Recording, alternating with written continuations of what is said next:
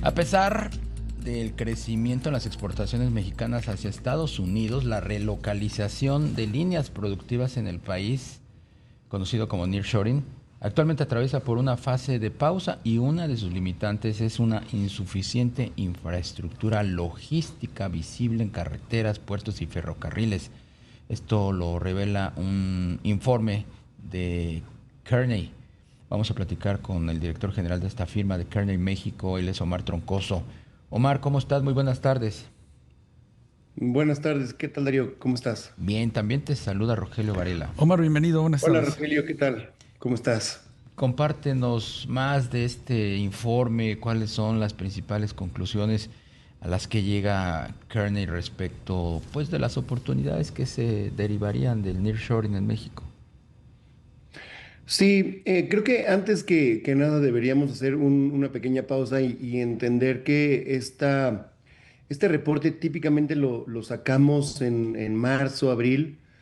Este año decidimos sí sacarlo, pero en realidad no publicarlo tan abiertamente porque queríamos ver qué estaba pasando en el 2025, ¿no? Lo que nosotros tenemos es toda la información hasta el 2024 y todas las entrevistas a los ejecutivos, tanto en Estados Unidos como en Canadá y en México, las hacemos en enero y febrero.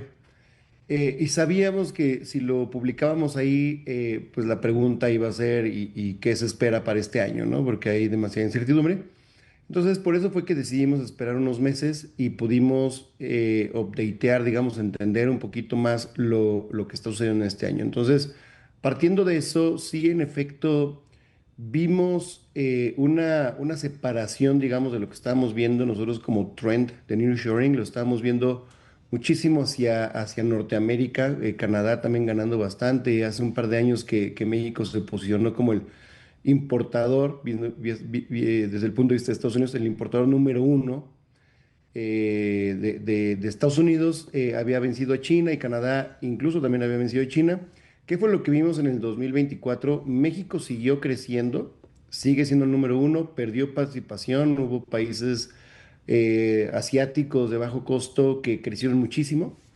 Nuestra hipótesis es que cuando se ganaron las elecciones en Estados Unidos, todo el mundo empezó a buscar cómo generar muchos inventarios ante la incertidumbre y poder estar protegidos al menos la primera mitad del año.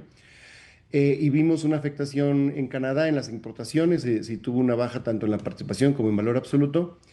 ¿Qué es lo que vimos este año? En lo que va la primera mitad, México sí creció con industrias que no necesariamente eran las que estaban siendo el motor del nearshoring. El motor había sido sorprendentemente pues, industrias que llevaban mucho tiempo ya establecidas en México como vehículos, autopartes, etcétera. Este año no necesariamente lo vemos así, de hecho vemos bajando estas industrias y vienen subiendo industrias que no veíamos tanto el apetito de los inversionistas, pero viene subiendo desde computadoras, electrónicos, etcétera. Entonces, sí vemos que todavía está el nearshoring ahí, sobre todo para México, no necesariamente para Canadá. Y sí lo vemos que está empezando a afectarse. Yo creo que, obvio, el tema de la infraestructura siempre ha sido una barrera importante, pero ahora pues es más la incertidumbre, ¿no? El qué va a pasar con el TEMEC, qué va a pasar con los aranceles, qué va a pasar con el gobierno republicano en general. Claro. Omar, ¿cómo entender las opiniones de los ejecutivos que consultó Kearney con la baja que registra el empleo en las maquiladoras en lo que va en los últimos 12 meses? Sí, los ejecutivos siguen diciendo, sobre todo los que están en Estados Unidos, que sigue habiendo planes, ¿no? De mandar la producción a Estados Unidos. Todos ellos creo que coinciden en que México es una parte importante para lograr estos planes. Necesitas tanto proveeduría desde México como incluso outsourcear procesos que son difíciles de hacer en Estados Unidos porque requieren mucha mano de obra. Yo creo que de lo que vemos de los inversionistas no ha cambiado tanto esto. Lo que sí vemos es cuando hablamos con la gente que está realmente haciendo las implementaciones ya de esto, de nearshoring. Ujú. Estas personas son las que están siendo más afectadas, ¿no? En su momento, recuerdo por ahí del 2023, tuvimos un auge en el cual, por ejemplo, ese tipo de brokers que hacen el match entre productores y aquellos que necesitan elaborar partes en México, estaban teniendo entre 10 y 15 requerimientos por mes. Hablamos con algunos de ellos hoy en día, y nos están diciendo, pues no tengo nada, ¿no? Hay veces que cero, uno, dos, entonces ahí sí vemos una desaceleración muy grande.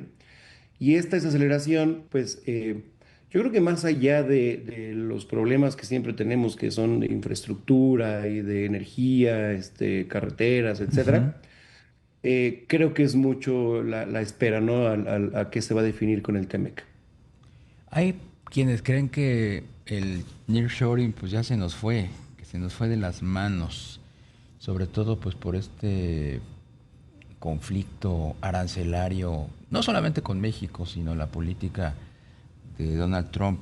¿Ustedes, Kearney, creen que efectivamente este fenómeno de la relocalización pues ya es algo que pasó a mejor vida? Eh, Nosotros venimos haciendo el tracking de todo pues, proceso de relocalización justo desde la primera, el primer mandato de Trump. Nosotros lo que vimos en ese entonces fue eh, obviamente una política muy nacionalista, también un poco en contra, si quieres, de México, pero mucho más buscando diversificarse, digamos, de Asia y de China en específico, que cualquier otra cosa. Entonces, iniciativas, acciones, palabras que decían cosas contrarias, pero eventualmente se firmó el TEMEC, que firmó él mismo, y a partir de ahí pasaron unos años hasta que no vimos realmente ya empezar este nearshoring. Creo que la pandemia ayudó bastante a que se pensara ya en esta relocalización de las cadenas de valor.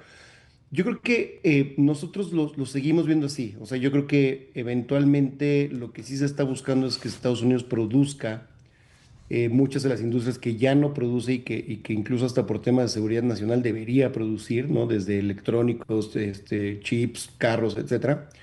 Y yo creo que se sigue viendo que México es una parte importante para la proveeduría de estas industrias, ¿no? Hay, como te decía, o sea, hay procesos que son extremadamente manuales y la automatización de estos procesos puede ser carísimo. Entonces, Ya, hoy en día yo creo que sí seguimos viendo ese apetito. Yo ya. creo que lo que tenemos que asegurarnos es que se consolida, se firma otro TEMEC, se da certidumbre a las inversiones y yo creo que podemos Ya. seguir con este trend. Pues Omar Troncoso, director general de Kearney México, te apreciamos mucho estos minutos. Gracias. Muchas gracias a los dos, que estén muy bien, hasta luego. Hasta pronto, hacemos otra pausa y regresamos.